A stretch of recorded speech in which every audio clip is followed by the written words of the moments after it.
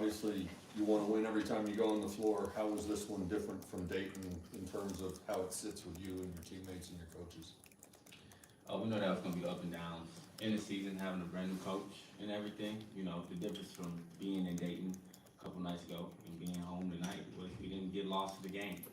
You know, at Dayton, we fought through adversity. We fought being down 10 and a half, fought being down 10 in the second half. We had a different type of energy level that we sustained for at least 36 to 35 minutes out of a 40-minute game against Dayton. And it seemed like we never just got lost in this game today, individually and collectively. Yeah, that's 2 in a row now. Like, what's the overall feel, mood in the dressing room? Like, what are we saying to each other? It's on to the next one, you know. Now, we knew that we would, you know, go through some things to get here. We knew that we had, you know, a long way to go. We knew that we had, you know, a lot of growth in us. And that's where the fun part came into play. And you can see that we had a lot of fun a couple nights in Dayton. And then tonight, it looked like we just knocked the wind out of us. I guess we have this thing that we say we have to play with no expectations. You know, not expecting to win, not expecting to lose, but, you know, expecting this team to come out and just be aggressive and play to a certain momentum and, you know, a certain type of aggression. And we just missed that tonight. You know, we looked tired, but we shouldn't have been tired. And we just got to move on. Coaches and players talk all the time about response to adversity. Mm-hmm. What did your coaches ask of you in terms of how to respond to the Dayton game, and did you see any of what was asked tonight? After the Dayton game, you know, they just asked us to continue to improve.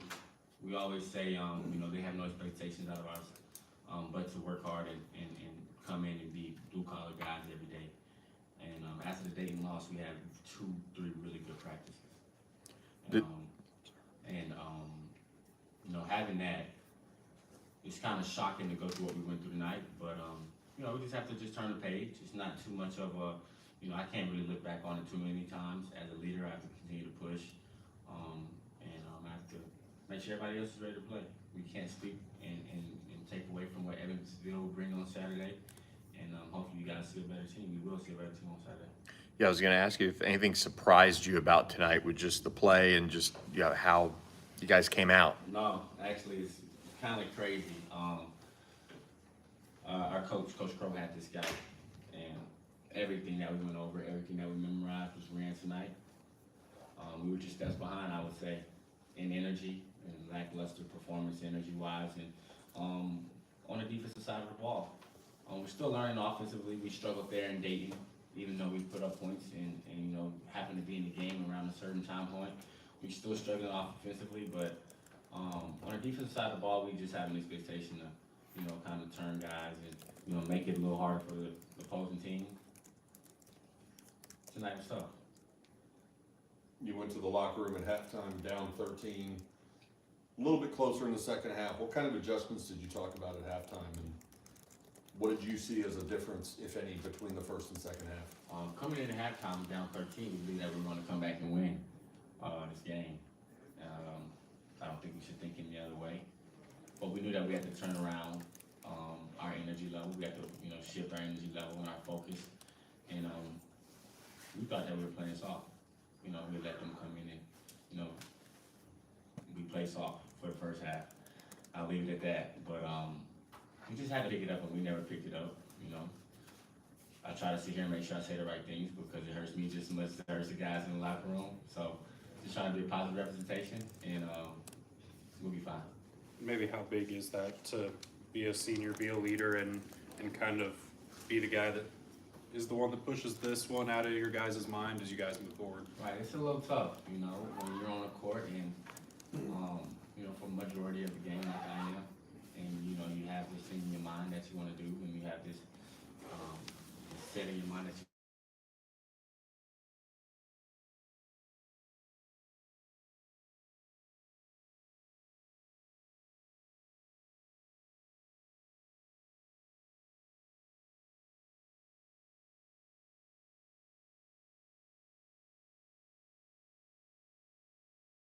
our coaches tell us all the time, and I'm somebody to blame on that. But to be out there and to have to turn the page as a leader, my recovery mentally starts now.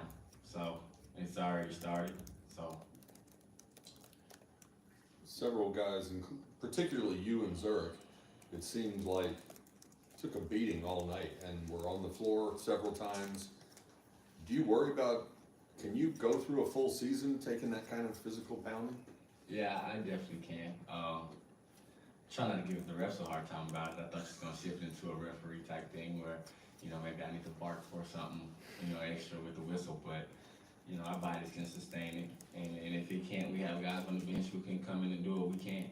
And if we continue to play defense, if we continue to take plays off me, myself, and I can say Zurich because that's my little brother, so me and him included. If we take plays off, there's somebody on that bench waiting to, you know, do what we can. So we're holding everybody accountable, and we definitely can sustain, you know, that type of play. Got one more if you have it. All right. Thank you. Thanks, Zach. Appreciate it.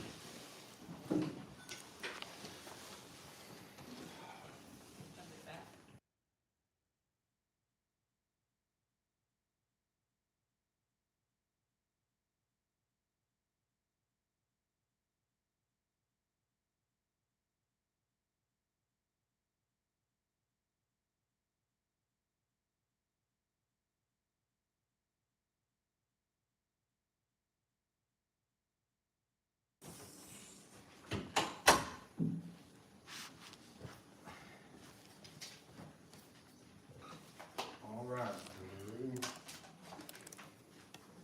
Steve, good. All right, open it up. Yeah, well, credit to New Mexico. They did a great job. You know, in all honesty, I'm really disappointed for Justin Crow, who did a great job with the scouting report and laid out exactly what we would see in the game tonight. And we basically saw what he had prepared for us. And our effort wasn't as good as our preparation. And I feel like coming off a competitive road game, we're a little bit disappointed in the outcome, that our overall energy level and competitive spirit would show up tonight, and it didn't. And New Mexico did a great job of taking advantage of just that. The numbers and the stats aren't as relevant as the competitive spirit or the lack thereof that happened in the game. And so I'm disappointed in our effort. I know we've got a group that is capable of bringing much more to the table, and as we try to develop an identity, our competitive spirit has to be tied to that, and that wasn't evident tonight. And so it was disappointing. You know, like I said, credit to them, and we obviously got a lot of work to do. Coaches talk about response to adversity. What did you ask after Dayton of your guys to respond to that? And beyond effort, did you see any of what you asked out on the floor tonight? Well, you know what? Tonight is adversity. The Dayton game was a loss. You know, college basketball, you go on the road against a good team, you fight hard, we got a lot to learn, we didn't execute great, and we lost the game. And so you do try to respond to that. But in and of itself, it's a loss more than it is, adversity is a sort of a space that you're in for a period of time, and it's a matter of how you get out of it. And I don't think we were in a negative space. We were just disappointed in the outcome of the game. Tonight presented some adversity. Now we got something we really have to respond to, and we got some soul searching. And it's good this time of year. We're trying to develop an identity as a team. And what we showed on the road at Dayton was some fight. And what we showed tonight was some quit. So we do got some soul searching and some self-exploration as a team. And, even at the end of the game, and I said this to the team after the game, I do have a level of confidence in this group, and I do think we will respond in the appropriate way. And I think we learned a valuable lesson tonight about how far we have to go. Zach said that some of the conversation at halftime, he said he was being diplomatic about it or something, but he used the word soft. You agree with that assessment? Yeah, I mean, I just used the word quit, and that doesn't necessarily characterize the individuals in the group. It's a characterization of the group and their connection with one another and the level of fight that we brought to the table. And it's not necessarily who we are, but it is how we performed. And so I don't necessarily think it's our character, no more than the fight that we showed on the road is necessarily, it's just an aspect of what we're capable of. And tonight we show we're capable of some things that are undesirable, and we need to fix it. Is that type of play and the quit and things like that, is that kind of shown in some of the fast break points, the points in the paint and things like that you guys gave up? Yeah, attention to detail. I think a lot of times people mistake toughness for physicality and the way guys kind of express themselves on the court. And a lot of times toughness is simply consistently being able to do your job even when things aren't going your way. And that sort of toughness inside of a team takes time to develop. That team tonight won 13 games last year, brought a lot of guys back, and they're trending up because they've probably had some experiences like today.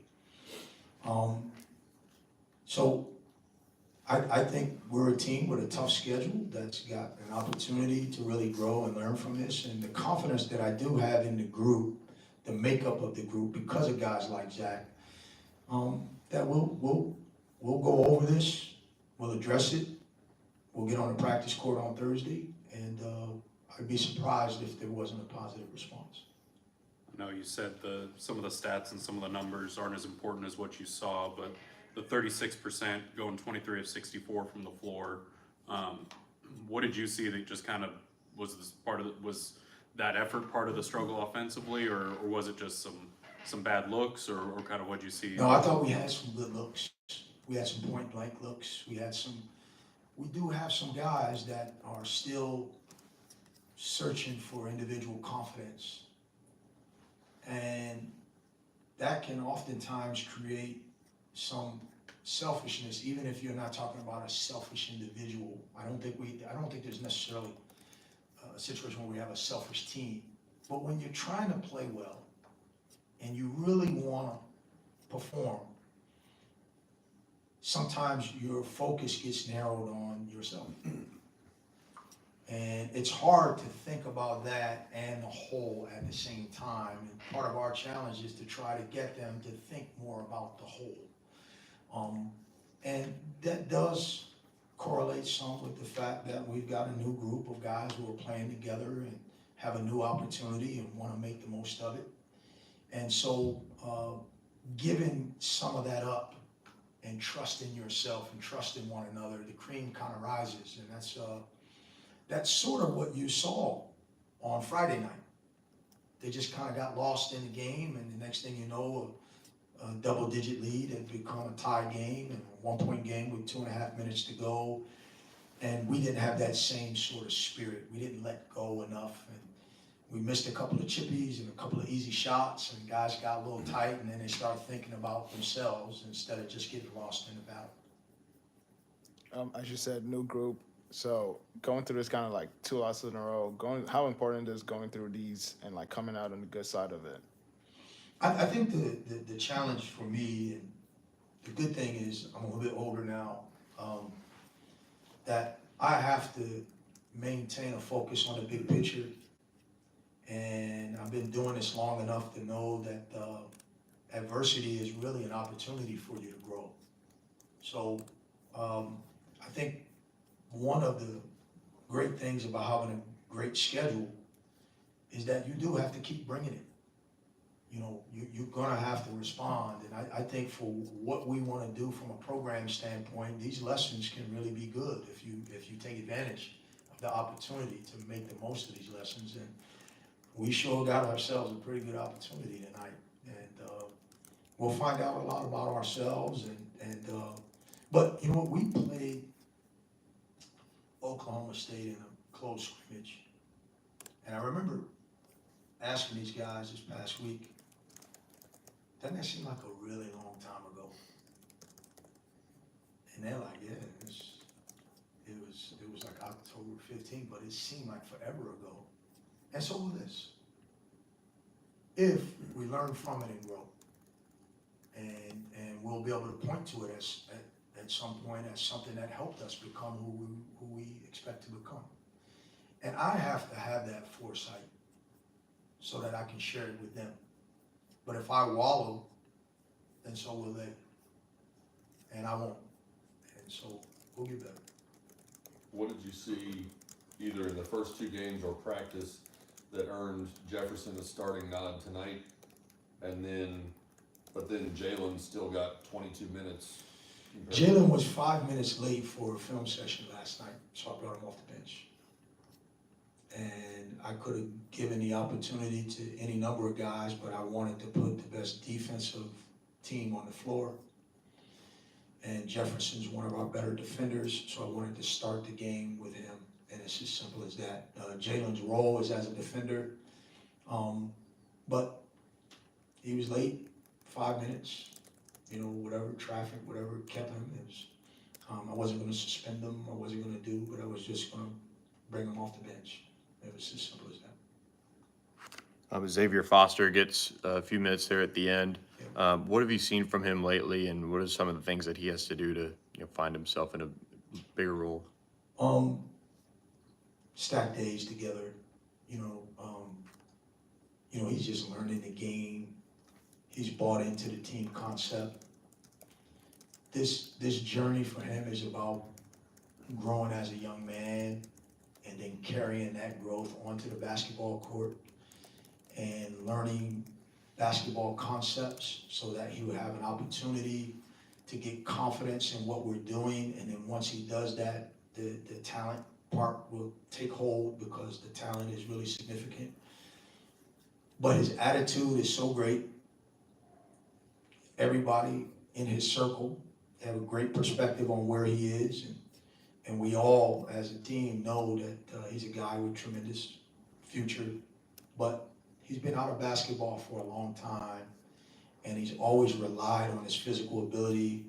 And so some of the simple things that go into executing and being a part of a team, he's just developing those things. So there's a pace, there's an appropriate pace that he needs to be at, and he embraces that, and I appreciate him for that.